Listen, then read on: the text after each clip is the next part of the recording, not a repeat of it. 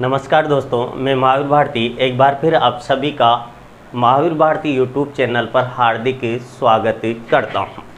दोस्तों, हम बात कर रहे थे राजस्थान के एकीकरण की, और राजस्थान के एकीकरण में हमने ट्रिक के माध्यम से याद किया था कि कौन कौन से चरण में कौन कौन से नाम आए और कब कब आए थे। चलो आज हम विस्तार से उन पर चर्चा करते हैं। नंबर 1 पर अगर हम बात करें तो बोला हमने कौन सा, प्रथम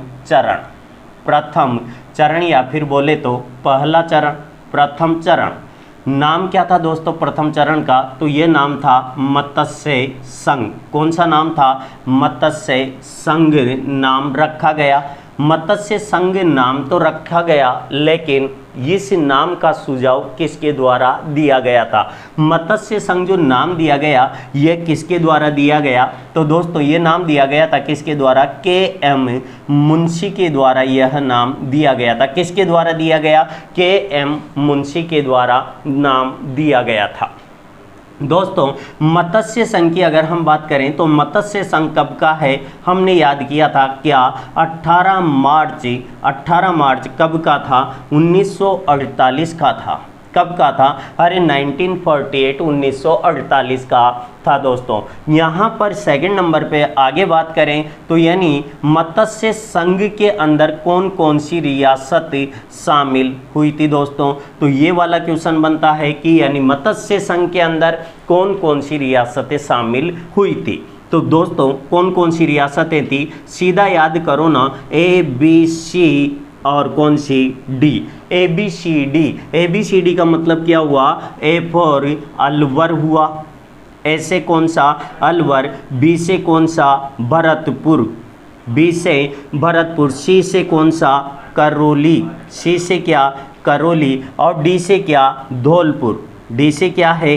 धौलपुर है। ABCD अलवर, भरतपुर, करौली तथा कौन सा? धौलपुर। दोस्तों इन रियासतों में 4 रियासतों के साथ में एक क्या था? ठिकाना भी था। एक क्या था? ठिकाना भी था। और उस ठिकाने का नाम क्या था? उस ठिकाने का नाम था क्या? निमराना। क्या था? निमराना। तो निमराना यानी कि क्या था? ठिकाना। इनका एक संघ बना और उस संघ का नाम यानी कि के.एम. मुंशी के कहने पर क्या दे दिया? मत्स्य संघ रख दिया। और इसका उद्घाटन कब हुआ? 18 मार्च 1948 को हुआ। अब देखो यहाँ पर राजधानी क्या बनाई गई? तो यानी इसकी राजधानी क्या बनी थी दोस्तों? राजधानी। तो राजधानी किसे बनाया गया? राजधानी अलवर को बनाया गया। राजधानी किसे बनाया गया? अलवर को बनाया गया। तो फिर राज प्रमुख किसे बनाया गया?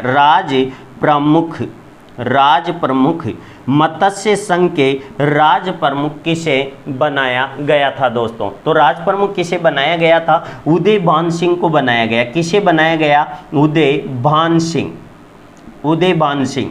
और उदयभान सिंह यानी जो शासक थे, कहाँ के शासक थे? उदयभान सिंह ये शासक थे कहाँ के? धौलपुर के शासक थे। उदयभान सिंह को यानी क्या बना दिया गया? राज प्रमुख बनाया गया। कहाँ के शासक थे? तो यह धौलपुर के शासक थे दोस्तों। नेक्स्ट आगे बात करें तो नाम आता है प्रधानमंत्री। और दोस्तों प्रधानमंत्री यानी कि किसके? अरे ये मत्स्य संघ के प्रधानमंत्री किसे बनाया गया था? तो शोभाराम कुमावत को।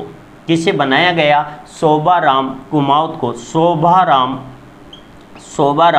कुमावत को क्या बनाया गया? कुमावत को प्रधानमंत्री बनाया गया था। तो किसे बनाया गया दोस्तों? शोभाराम कुमावत को क्या बनाया गया? प्रधानमंत्री बनाया गया था। अगर हमसे क्वेश्चन पूछा जाए कि इसका उद्घाटन किसके द्वारा? उद्घाटन कब किया गया? 18 मार्च 1948 को किया गया। लेकिन उद्घाटन किसके द्वारा किया गया? तो ध्यान रखना किसके द्वारा? गॉडविन के द्वारा इसका क्या किया गया था? उद्घाटन किया गया था। किसके द्वारा किया गया दोस्तों? गॉडविन के द्वारा, यानी मत्स्य संघ का उद्घाटन किया गया। पहला चरण मत्स्य संघ नाम किसके द्वारा दिया गया? के.एम. मुंशी के द्वारा दिया गया। कब की बात है? 18 मार्च 1948 की बात है। रियासतें कौन कौन सी शामिल हुई? ABCD का मतलब अलवर, भरतपुर, करौली तथा धौलपुर, और इनके साथ में एक ठिकाना था, उस ठिकाने का नाम क्या था दोस्तों, निमराना ठिकाना। राजधानी अलवर को बनाया गया, राज प्रमुख उदयभान सिंह, प्रधानमंत्री शोभाराम कुमार, और कौन सा, उद्घाटन यानी किसने किया, गॉडविन ने किया। मतलब अपना एकीकरण का काम प्रारंभ हो गया और पहले चरण में पहला संघ बना जिसका नाम रखा क्या, मत्स्य संघ। इसके अलावा जो राजपूताना था, वर्तमान में जिसे हम राजस्थान बोलते हैं, इसके अंदर और भी तो छोटी छोटी रियासतें थी, क्योंकि 4 ही तो रियासतें, number 1 Jodhpur, number 2 Bikaner, number 3 Udaipur, और नंबर 4 पर बात करें तो कौन सी, जयपुर रियासत। यही तो 4 रियासतें थी जिनको स्वतंत्रता प्राप्त हो गई थी। लेकिन बाकी की बची हुई रियासतों को तो क्या बनाना है, संघ बनाना है, और इन 4 रियासतों के द्वारा भी एक संघ बना लिया जिसका नाम क्या रख दिया, मत्स्य संघ रख दिया। दोस्तों आगे बढ़ते हैं, दूसरा चरण आता है और दूसरे चरण का नाम क्या रख दिया जाता है, तो दूसरे चरण का नाम रख दिया जाता है क्या, पूर्व राजस्थान। पूर्व राजस्थान दूसरे चरण का नाम रख दिया जाता है। दूसरा चरण,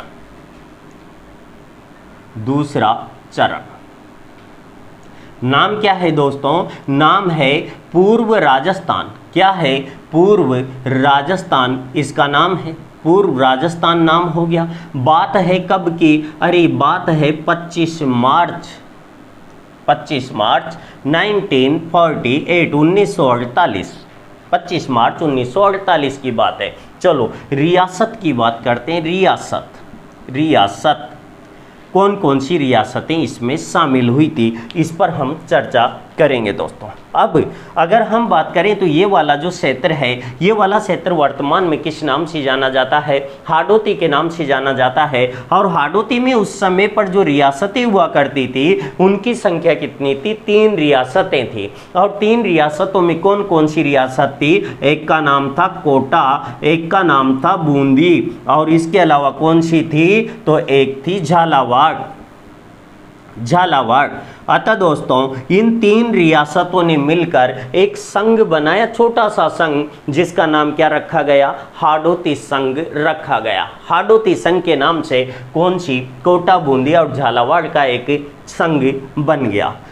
अब इधर अगर हम बात करें तो यहाँ पर एक रियासत थी जिसका नाम था डूंगरपुर। इसके अलावा कौन सी थी, नीचे बात करें तो बांसवाड़ा, और इसके ऊपर थी एक और कौन सी, प्रतापगढ़। इन तीनों ने भी मिलकर एक संघ बना लिया और उस संघ का नाम क्या रखा गया, बागड़ संघ रखा गया। कौन सा संघ रख दिया, बागड़ संघ इसका नाम रखा गया। आखिरकार यानी कि यह बागड़ संघ और इधर कौन सा था, हाडोती संघ, इन दोनों संघों का क्या हो गया, मेलन हो गया, मेल हो गया, और यानी कि किसके अंदर शामिल हो गई, बागड़ संघ यानी हाडोती के अंदर शामिल हो गया, और इसका नाम क्या रख दिया, पूर्व राजस्थान रख दिया। अब यहाँ पर कोटा, बूंदी, झालावाड़, इसके अलावा डूंगरपुर,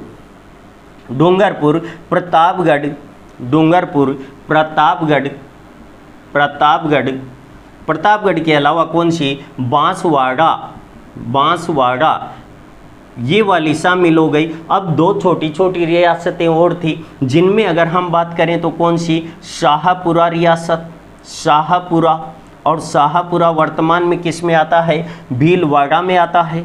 इसके अलावा और कौन सी थी, एक का नाम था किशनगढ़ रियासत।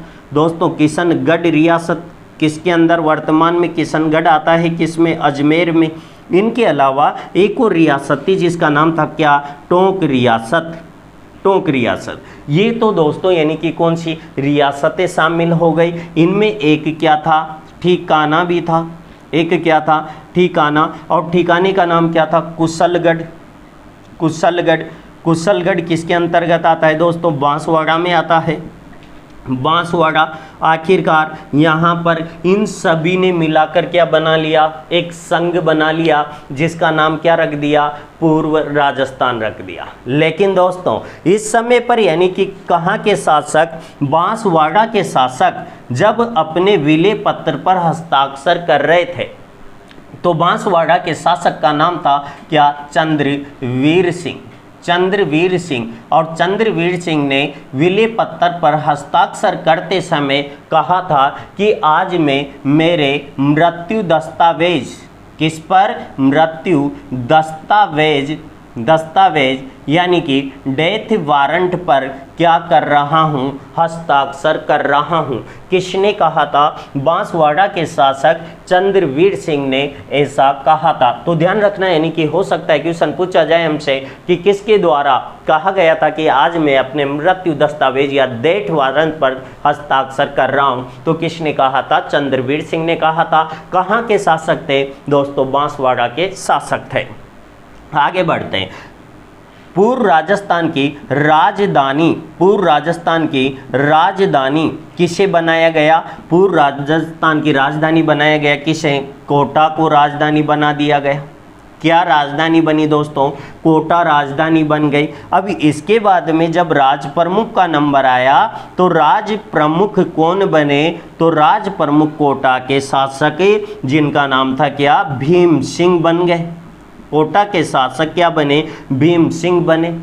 अब आगे बात करें, प्रधानमंत्री किसे बनाया गया?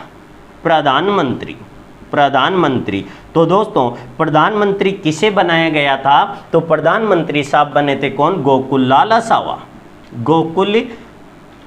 गोकुललाल असावा को क्या बना दिया गया? गोकुललाल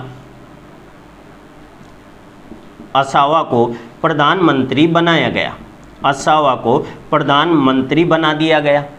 अब इसके अलावा अगर क्वेश्चन पूछ लिया जाए कि इसका उद्घाटन किसके द्वारा किया गया, तो उद्घाटन किसके द्वारा किया गया? उद्घाटन किसके द्वारा किया गया था दोस्तों? तो उद्घाटन यानी किसके द्वारा? गॉडविन के द्वारा ही किया गया। किसके द्वारा किया गया? गॉडविन के द्वारा ही किया गया था। तो ये था दोस्तों यानी दूसरा चरण, जिसका नाम क्या रखा गया? पूर्व राजस्थान रखा गया। इसका उद्घाटन किसके द्वारा? गॉडविन के द्वारा। कब किया गया? 25 मार्च 1948 को किया गया। कितनी रियासतें थी? 9 रियासतें थी। 9 रियासतों के नाम कोटा, बूंदी, झालावाड़, इसके अलावा डूंगरपुर, बांसवाड़ा, प्रतापगढ़, शाहपुरा, किशनगढ़ तथा टोंक रियासतों ने इस दिन यानी कि विले पत्र पर हस्ताक्षर कर दिए थे दोस्तों। यानी कि एक ठिकाना भी था जिसका नाम क्या था? कुशलगढ़। कुशलगढ़ कहाँ पड़ता है? बांसवाड़ा में पड़ता है। पूर्व राजस्थान की राजधानी किसे बनाया गया? कोटा को बनाया गया। राज प्रमुख किसे बनाया गया? तो कोटा के शासक भीम सिंह को बनाया गया। और प्रधानमंत्री साहब कौन बने थे? तो गोकुललाल असावा। और उद्घाटन इसका किसके द्वारा? गॉडविन के द्वारा कर दिया गया था। दोस्तों यहाँ तक की तो बात हो गई, लेकिन कोटा, बूंदी और झालावाड़ जो रियासतें हैं, इनमें महत्वपूर्ण रियासत कौन सी हुआ करती थी? बूंदी की हुआ करती थी। कौन सी रियासत? बूंदी रियासत कोटा से ज़्यादा महत्व रखती थी। क्यों रखती थी? क्योंकि कोटा किससे अलग हुआ है? बूंदी से अलग हुआ है। और दोस्तों बूंदी के शासक यानी उस समय कौन हुआ करते थे? बहादुर सिंह हुआ करते थे। आखिरकार बहादुर सिंह चाहते थे कि मैं क्या बन जाऊं? राज प्रमुख बन जाऊं। अतः अगर कोटा के शासक राज प्रमुख बने तो फिर मुझे क्या बनना पड़ेगा? उपराज प्रमुख बनना पड़ेगा। इस कारण से बूंदी के शासक कहाँ चले जाते हैं? उदयपुर के शासक। एक कहानी दोस्तों, कहानी को सुनना और इसी के माध्यम से हम आगे बढ़ते चलेंगे। इसी के माध्यम से हम आगे बढ़ते चलेंगे। अतः इसे थोड़ा सा याद करने की कोशिश करना, बस कंटेंट पकड़ना है। बूंदी के शासक कहाँ गए? उदयपुर के शासक के पास जा रहे हैं। दूसरे चरण में बूंदी आ गया अपने पास में। कहाँ गए? उदयपुर के शासक के पास गए। जब यहाँ पर यानी इसका उद्घाटन नहीं हुआ था, उससे पहले बूंदी के शासक उदयपुर के शासक थे भूपाल सिंह। भूपाल सिंह से जाकर बातचीत करते हैं, वार्ता करते हैं। वार्ता में कहते थे कि अगर आप शामिल हो जाओगे इसके अंदर तो आपको यानी कि उदयपुर को क्या मिल जाएगी? राजधानी मिल जाएगी और आप क्या बन जाओगे? राज प्रमुख बन जाओगे। लेकिन उदयपुर का शासक बोल देता है कि देखो राज प्रमुख तो मैं वैसे भी बन जाऊंगा, लेकिन राज प्रमुख का पद मुझे वंशानुगत रूप से चाहिए। और रही बात तो फिर पैसे वाली बात रही, तो वार्षिक वेतन के रूप में मुझे कितने पैसे चाहिए? 20 लाख रुपए चाहिए। बूंदी के शासक ने कहा देखो महाराज ये वाली तो बात मेरे हाथ में नहीं है, लेकिन बस मैंने तो एक सुझाव दिया था, अगर आप यानी कि शामिल होना चाहते हो तो। यानी भूपाल सिंह ने कहा नहीं ऐसे तो नहीं, इस कारण से यानी बूंदी के शासक वापिस आ जाते हैं। वापिस आकर यानी गोडविन के द्वारा 25 मार्च 1948 को इसका क्या कर दिया जाता है, उद्घाटन कर दिया जाता है। लेकिन बूंदी के शासक इस बात को कहाँ पहुँचा देते हैं, हाईकमान यानी कि केंद्र सरकार के पास पहुँचा देते हैं। केंद्र सरकार को जैसे पता चलता है, जवाहरलाल नेहरू जी कहाँ पहुँचते हैं, राजस्थान आते हैं। मेवाड़ के शासक यानी कि किसके पास, भूपाल सिंह के पास जाते हैं, उनसे वार्ता करते हैं और बोलते हैं भाई बोलो आपकी मांग क्या है। अब दोस्तों वापिस बात पकड़ना अपने पास में, राजस्थान की कितनी रियासतें हैं, 1 2 यानी नंबर 1 पर बात की हमने किसकी, जोधपुर बोला था, एक बोला हमने बीकानेर और एक बोला जिसका नाम था उदयपुर और एक बोला यानी जिसका नाम था जयपुर।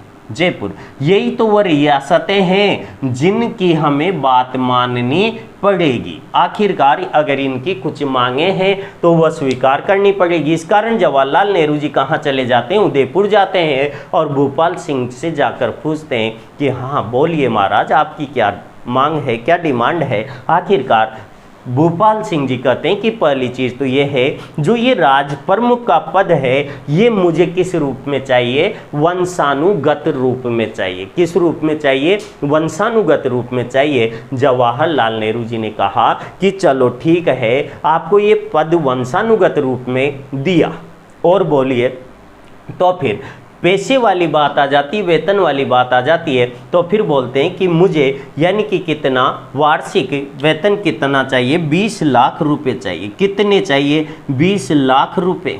लेकिन जवाहरलाल नेहरू जी कहते हैं कि 20 लाख रुपए मैं आपको दे दूंगा, लेकिन प्रीवेट्स के रूप में मैं आपको यह वेतन नहीं दूंगा। प्रीवेट्स के रूप में कितना वेतन निर्धारित कर दिया गया, 10 लाख रुपए दिए गए। इसके अलावा 5 लाख रुपए उन्होंने कहा मैं आपको 20 लाख दूंगा, लेकिन बात यह है कि मैं किस किस तरीके से देता हूं वो मेरे ऊपर निर्भर करता है। आपके पास 20 लाख आ जाएंगे। आखिरकार उदयपुर के शासक ने भी सोचा कि यार का मतलब आ रहा है, पेड़ गिनने से क्या काम है, आम खाने से काम है। इस कारण से उन्होंने भी हाँ कर दिया। 10 लाख रुपए किस रूप में, प्रीवेट्स के रूप में, 5 लाख रुपए किस रूप में, अनुदान के रूप में निश्चित कर दिए और 5 लाख रुपए यानी किस रूप में, मंदिरों के निर्माण के रूप में क्या कर दिया, निश्चित कर दिया गया। और ये 20 लाख रुपए आप लीजिए, आपकी इच्छा है वह करना। और 20 लाख किसे, यानी कि उदयपुर के शासक को मिले।